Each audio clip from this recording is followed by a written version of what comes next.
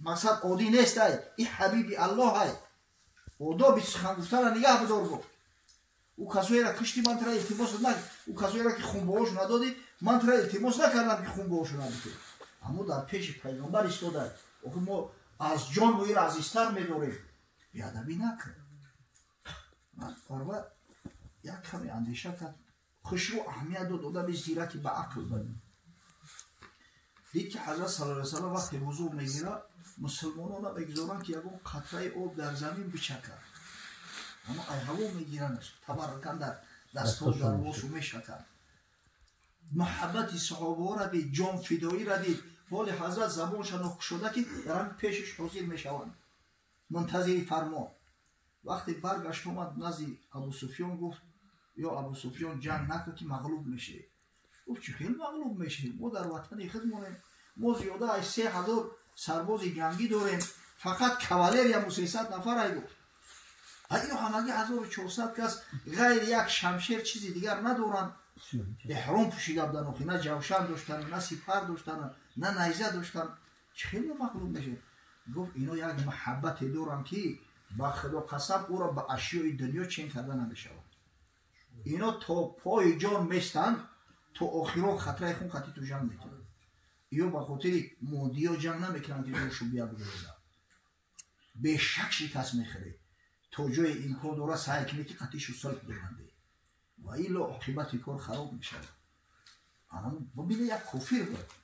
وقتی که حیات حضرت دید ما میره مسلمانان را با حضرت صلی الله علیه و سلم دید همین البته مطمئن شد که بیستی ها با این محبت با این رفتار رو کرده ایو مغلوب شونده نیستن. ایو را مغلوب کرده نمیشوند. در اصل 21 بعضی پلیدا سخنانی میگن پیغمبر را بخچون قیاس میکنن. کسافتی و ابلهیشون را وسیله وقتی پدر سوخته یک از پدر اخته اگر کاریکاتور کنه جان رو تنظیم میکنه. با سود مراجعت بکنی در سود بتیش. کسی را که عزیزی دلهای حبیب الله است. پیامبری که نه فقط بالای مسلمانان با خدا قسم بالای بنی بشر حق داره. این خدای بزرگ این مینت بزرگ در جان تمام بندگانش گذاشته است. بنی بشر مدیون رسول الله صلی الله علیه و سلم است. خاصتا همین اروپایی ها. این همین اروپایی هایی که امروز بدبختی دوران و بی‌ادبی کرده است. سبب احیای اروپا اسلام و مسلمان ها شده.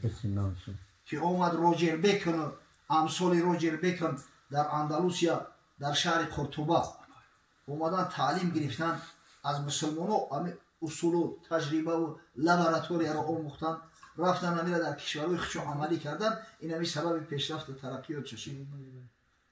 مرد بدن در کار که ایرا تصدیق کنی و اقرار کنی. اون همی یک معرخ امریکایی است ویل دیورانت. تاریخی استوریا سیویلیزاسی داره 11 مجلد.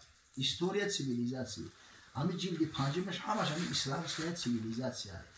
همین مرد اگر چنده که مسلمان نیسته اما همه حق گو که هسته حق بیان کرده است. واقعا میگه غرب مدیون اسلام است. غرب مدیون پیامبر صلی الله علیه و سلم است.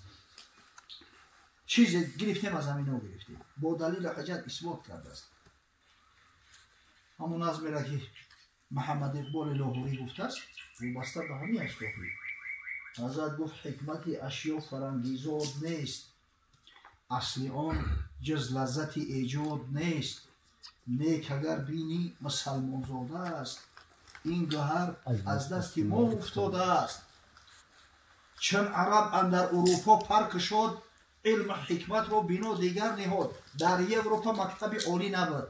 در اروپا تعلیم نبود. لابراتوری نبود. آخه مسلمان ها همه امیره در اندلوسیا جا بجا کردن اروپایی ها دیدن و آموختن.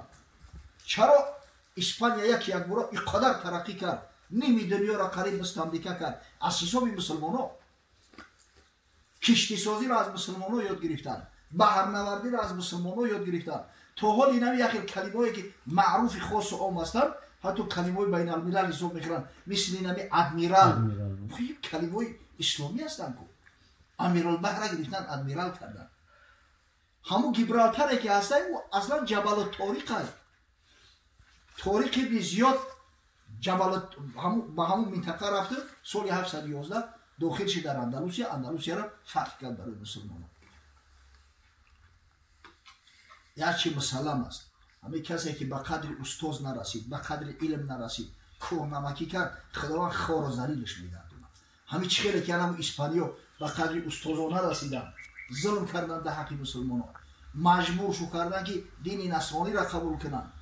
از بس که اکثرش قبول نکرده بود، در یک روزی طوفانی خانه سوخته در زورقا سوار شو کردن و در همون گلوگوی گیبرالتر در بحر سر شد دادن، همش قریب غرق شدن و مردن. خداوند با همون نکبت گرفتار شو کرد که بعد چند اسپانیا دیگه همون سروری و رهبری را همه را دست داد. در جنگ با انگلیا ارماده مغلوب نشوندهش تورمار کردن و همه دیگه خلاص شد. دیگه دولت امر قدرت حتی حسابی نمیشه. همه روز هم که اگر به شرطی که به قدر دین مبین اسلام نرسیم، اگر به شرطی که جوانمرد نشویم، شکرگزاری نعمت الله نکنیم، همون نکبت خدای تعالی بلامون میاره. هیچ جوی شک شبهه نیست. ای الله عزوجل خیلی مرد بودن در کار که واقعیت هم بود. یک نویسنده و دراماتورگ بزرگ انگلیس است با نام برنارد شاو. این شخص لوریت مکافات نوبلی هم هست. بسیار شخصیت بزرگ است. میگه اصلا بگیریم محمد صلی الله علیه و سلم اولای همه مردم عالم حق داره. این امروز ببینید این قدر ساختارها، این قدر تشکیلات ها از سازمان ملل متحد سر کرده و دیگرش، اما هر روز در یک جا جنگ است، یک جا خونریزی است. این در عصر 21 ببینید در بسیاری گوشه‌های دنیا حتما یک جنگ، یک خونریزی و یک فتنه هست. اگر میگه خداوند متعال همین شخصیت مثل محمد صلی الله علیه و سلم همین دوباره احیا کنه، خودش به طاقتی کفایه میکنه برای سازمان دادن این تمام دنیا، تمام جامعه بشر. مرد بدن در کار که این اقرار کنه. حقیقت عالم همین است. سبحان الله. حضرت صلی الله علیه و سلم سبب بار اتحاد مسلمانان شده است. در دنیا بار اول در تاریخ بنی بشر برابری شد، اتحاد شد. همه در پیش خداوند گفت حقی برابر دارند. کسای پیش خداوند عزیز هستند که تقوای بیشتر دارند. نه رنگ پوست، نه مال و ثروت، نه وظیفه و جا، هیچ چیز انسان امتیاز نمیده مگر انمی تقوا. یا ایها الناس انا خلقناکم من ذکر و انثی و جعلناکم شعوبا و قبائل لتعارفوا ان اکرمکم عند الله اتقاکم. الله عزوجل 1400 سال پیش اعلام کرده بود ای مردم ما شما را بیا دولا بیا محمد اون سلام مبارک و انت خیر. مقصد در همون زمانهایی که نقش اول جاه و منصب و پشت و خیش تباربازی و نژاد بازی میکرد، اسلام همین طرحها را شکست باری اول در تاریخ بشر. امام قرطبی در تفسیر معروفش وقتی که همین آیه را شرح توضیح میده وارده است که میگه وقتی که مکه فتح شد، در همون روز فتح مکه حضرت صلی الله علیه و سلم حضرت بلال امر کرد یا بلال بالای خانه کعبه برو اذان بگو. وقت طولی این میزنه ها نبودن برای اذان بودن. حضرت بلال میگه بالای خانه کعبه نزد قریش به نهایت شهرت خاصه داشت، محبت خاصه داشت. از شریعت ابراهیمی فقط اون خانه مونده بود، زیارت شوخی به حد او را مقدس میدونستن. حضرت بلال بالای خانه برآمده اذان داد. 3 نفر میگه ایستادگی بودن، چنان سختش رسید اصلا همه قریشی‌ها جوش شدن. 3 نفر از رهبراش ابو سفیان ابن حرب رضی الله تعالی عنه، عطا ابن عسیز رضی الله تعالی عنه و الله علم هشام ابن عبدالله 3 کس ایستادگی. و همه عطا ابن عسیز گفت الحمدلله الذی قبض ابی حتی لا یرى هذا اليوم. الحمدلله گفت که خداوند جان این پدر ما تستر گرفت، همین شرمندگی را ندید، نباشه تلخ کف میشی. یک غلام حبشی که غلام ما بود در پیش ما قدر منزلت نداشت بالای مقدسترین مکان ما برماده است قریشی ها را دعوت داره که حی علی الصلاه یا به نماز. این عطا ابن اسید شخصیتی هست که حضرت صلی الله علیه و سلم بعد فتح مکه همه آدم والی مکه تعیین کردند. اخاف ان یخبر به رب السما. من هیچی نمیگم، نه به اون خاطر که با شما هم فکر نیستم، از ترس اون که خداوند همین خبر را میرسونه شرمنده میشید. حضرت خداوندی توسط جبرئیل علیه السلام میگه خبر را آورد رسون. وقتی حضرت آگاه شد صداشو کرد گفت میخیلی گفته؟ گفته. و حضرت گفت کلکم بنی آدم و آدم خلق من تراب. شما همه فرزندای آدم علیه السلام هستید و خداوند متعال آدم علیه السلام از خاک خلق کرده است. این اکرمکم عند الله اتقاکم. بیشک مکرمترین شما، عزیزترین شما در پیش پروردگار تقیای شما هست. خدا در عصرهای 16 و 17 در اروپا این عقیده ها ندارد، مگر بلی بشر مدیون اسلام نیستند، مدیون محمد صلی الله علیه و سلم نیستند، بیشک شما هستند. اما مرد باید باشه که اقرار کنه، مرد است که مردانشی داشته. اینما یعرف ذا الفضل من الناس ذووه.